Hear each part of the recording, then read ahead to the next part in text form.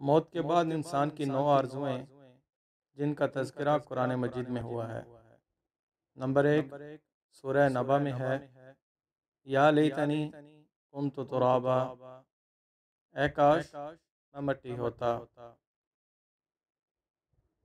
Number 2 सूरह फजर में है, या लैतनी क़द्दमतु ली हयाती, ए काश मैंने अपनी आखिरी ज़िंदगी के लिए कुछ किया होता।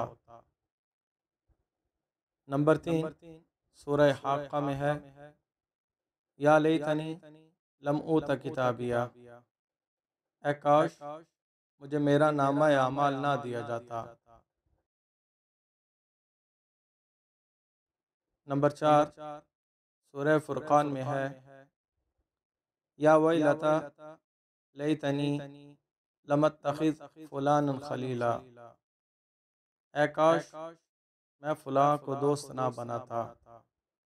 नंबर 5 सूरह अहज़ाब में है, या लैतना अताअना अल्लाह व अताअना रसूला, ए काश हमने अल्लाह और उसके रसूल की फरमाबरदारी की होती।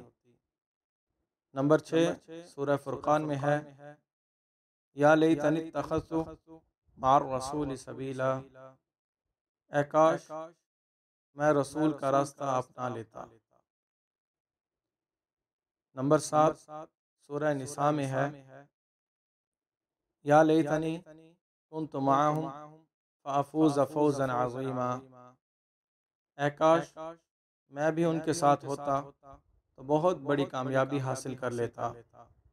नंबर 8 सूरह कहफ में है, या लैतनी लम उशरिक बिरब्बी अहदा, ए काश मैंने अपने रब के साथ किसी को शरीक न ठहराया होता।